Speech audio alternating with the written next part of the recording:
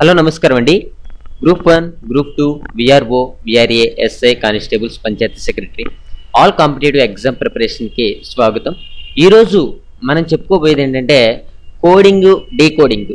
అసలు ఈ coding, decoding అనేది ఏంటంటే ఇది ఎవరైనా చేయగలరు. కాకపోతే ఏంటంటే అదంతా త్వరగా చేయాలి.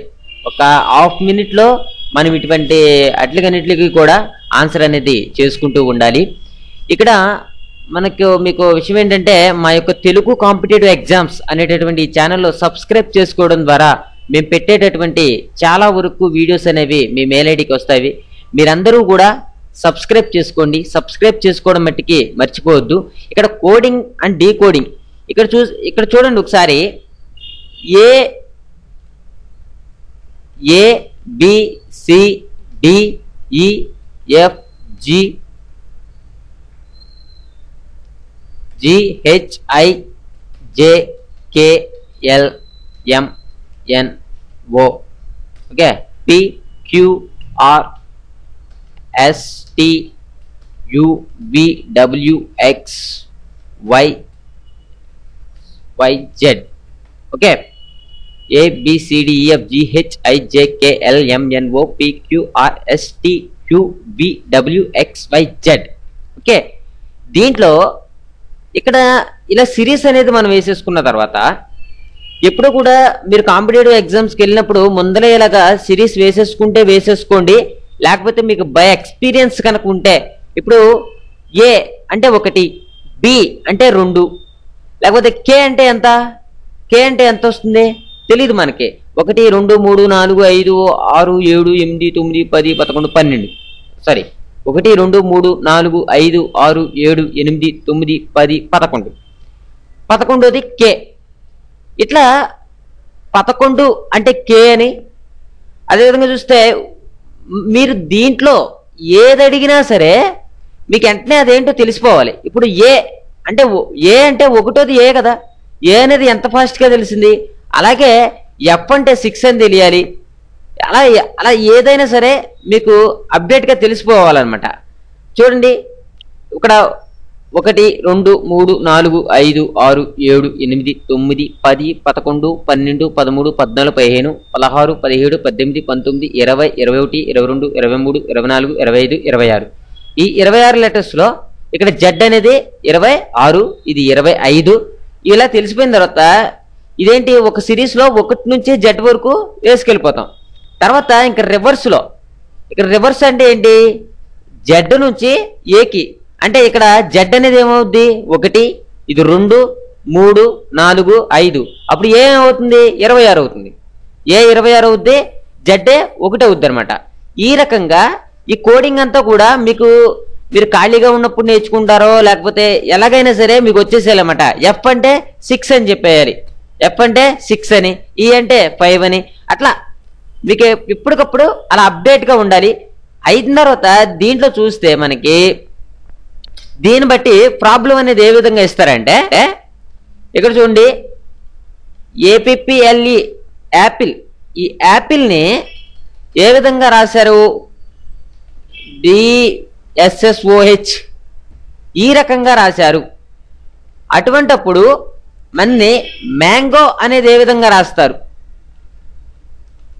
మ్యాంగో అనేది ఏ రకంగా రాస్తారు, యాపిల్ని ఈ విధంగా రాసినప్పుడు మ్యాంగోని ఏ విధంగా రాస్తారు అని కనుక మనల్ని అడిగితే దానికి మనం ఆన్సర్ అనేది ఏ విధంగా చేయాలంటే ఇక్కడ చూడండి ఏకి BCD అంటే +3 అనమాట. ఓకే, ఇక్కడ ఏంటి +3, ఇక్కడ 3 యాడ్ అయింది. పి ఇక్కడ ఏమొచ్చింది, యాపిల్లో పి వచ్చింది. PQRS ఇక్కడ కూడా 3 యాడ్ అయింది. అలాగే దీనికి కూడా 3 యాడ్ అయింది. ఎల్కి కూడా 3 యాడ్ అయింది. LMNO 3 యాడ్ అయింది. ఎఫ్ ఈ చూడండి ఇక్కడ ఈ కూడా 3 యాడ్ అయింది. EFGH 3 యాడ్ అయింది. అంటే ఇక్కడ యాపిల్ అని కనిపిస్తున్న ప్రతి దానికి కూడా ఏం చేశారు 3 యాడ్ చేశారు. అలాగే ఇప్పుడు మ్యాంగోకి కనుక మనం 3 యాడ్ చేస్తే మ్యాంగోలో ఇక్కడ చూడండి ఎం వచ్చిందంటే ఏమొస్తుంది MNOP అంటే స్టార్టింగ్ లెటర్ ఏమొచ్చింది పి వచ్చింది. దీనికి పి వచ్చింది. తర్వాత ఏ తర్వాత 3 యాడ్ చేయాలి కదా, ABCD. సో ఇక్కడ మనకి ఏమొచ్చింది, పి తర్వాత డి వచ్చింది. డి తర్వాత ఎన్ ఇచ్చారు కదా, NOPQ క్యూ యాడ్ అయింది. GF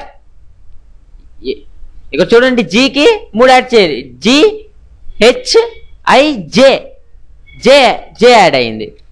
అదే OPQR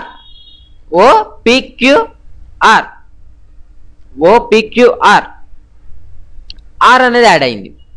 సో ఆన్సర్ అనేది ఏమవుతుంది మనకి, PDQJR. ఇది ఆన్సర్ అనమాట. ఈ విధంగా మనం దీనికి ఆన్సర్ అనేది చేయాలి. కొన్నిట్లో ఎలాగిస్తారు, రివర్స్లో ఇస్తారన్నమాట. రివర్స్లో ఇచ్చినప్పుడు ఏమవుతుంది, మీరు రివర్స్లోనే దాన్ని పెట్టుకుంటూ ఉండాలి. ఇక్కడ సేమ్ యాపిల్ అని ఇచ్చి దీన్ని ఏం చేస్తారంటే మనకి రివర్స్లో వెళ్తూ ఉంటారు. ఇప్పుడు -3 చేశాను అనుకోండి, దీని -3 అంటే ఎక్స్ వస్తుంది. సో ఇక్కడ డీకి బదులు ఎక్స్ వస్తే దీని ఆన్సర్ కూడా ఏమవుతుంది, చేంజ్ అవుతుంది అనమాట. ఈ విధంగా మన సిరీస్లో ఆరోహణ అవరోహణ క్రమాన్ని అనుసరించుకుంటూ మనం వీటికి ఆన్సర్ అనేది స్పీడ్గా చేసుకుంటూ ఉండాలి. అలాగైతే ఇక్కడ చూడండి, ఇక్కడ PDQJR అని ఇచ్చాడు కదా. ఇప్పుడు కనుక మీరు కథ త్వరగా ఆన్సర్ చేయాలనుకోండి, కింద ఆప్షన్లు ఇస్తారు కదా, ఆప్షన్లు ఇచ్చినప్పుడు ఎంకి ఏం యాడ్ అయ్యింది, 3 యాడ్ అయింది కదా. సో పి ఉన్నది ఆన్సరు. ఒకవేళ స్టార్టింగ్లో పి లేకోకుండా జే కానీ కే కానీ ఏదైనా ఇచ్చారంటే అది ఆన్సర్ కాదు. ఇంకా మనకేమున్నాయి, 3 ఆప్షన్లు ఉన్నాయి. ఆ 3 ఆప్షన్లో ఈ పట్టి ఏం చేస్తారంటే లాస్ట్ నెంబర్ చూడండి. లాస్ట్ నెంబర్ కూడా అన్ని ఆ 3 లాస్ట్ 6 ఉందనుకోండి, మనం ఏం చేయలేం. తర్వాత ఈ నెంబర్ చూడండి. తర్వాత ఇలా చూడగా రెండిట్లో ఏదో ఒకటి ఆన్సర్ అని ఉంటుంది. దాంట్లో మనం కరెక్ట్గా గెస్ చేయగలగాలి. ఆ విధంగా మనం కోడింగ్ డీకోడింగ్ అనే దాన్ని ఆన్సర్ చేయొచ్చు. అలాగైతే కొన్నిట్లో చూడండి, కొన్ని సెకండ్ సిస్టంలో దీంట్లో ప్రాబ్లమ్స్ అనేవి ఏ విధంగా ఉంటాయంటే, ఎలాగిస్తారంటే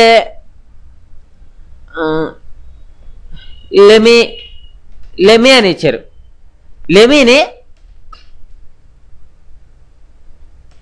లెమీని ఏ విధంగా రాశారు, మేల్ అని రాశారు. లెమీని ఏమని రాశారు, మేల్ అని రాశారు. ఇక్కడ అర్థమవుతుందా మీకు? ఇక్కడ చూడండి, ఎల్ తర్వాత ఏమొచ్చింది, LOPQR STUVW అలా లెక్కేసుకోకూడదు దీన్ని. ఇది సెకండ్ సిస్టమ్ అనమాట. ఇక్కడ మనకి ఎప్పుడైనా ఒక ప్రాబ్లం ఇచ్చినప్పుడు అది ఏ పద్ధతికి చెందింది అనే దాన్ని త్వరగా గెస్ చేయగలగాలి. ఇక్కడ చూడండి,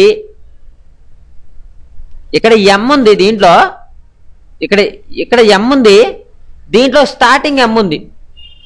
ఇక్కడ ఏ ఉంది, దీంట్లో 2వ అక్షరం ఏ అయింది. ఇది ఎల్లో అంటే 1 2 3 4. అర్థమైందిగా మీకు? ఫస్ట్ మేల్ అని ఇక్కడ ఇలాగ ఇచ్చాడంటే ఈ 2 అక్షరాలు ఒకలాగానే ఉన్నాయంటే, ఇక్కడ చూడండి, ఎం అనేది 1 అని, ఏ అనేది 2 అని, ఎల్ అనేది 3 అని, ఈ అనేది 4. సో ఈ విధంగా రాసినప్పుడు మీకు ఏమన్నాడు, లెమీని మేల్ అని రాసినప్పుడు దాని ఫలానా దాన్ని ఏమన్నారు సార్, ఫర్ సపోజ్ డొమి, ఈ డొమిని ఏ విధంగా రాస్తారు అని ఇచ్చారనుకోండి.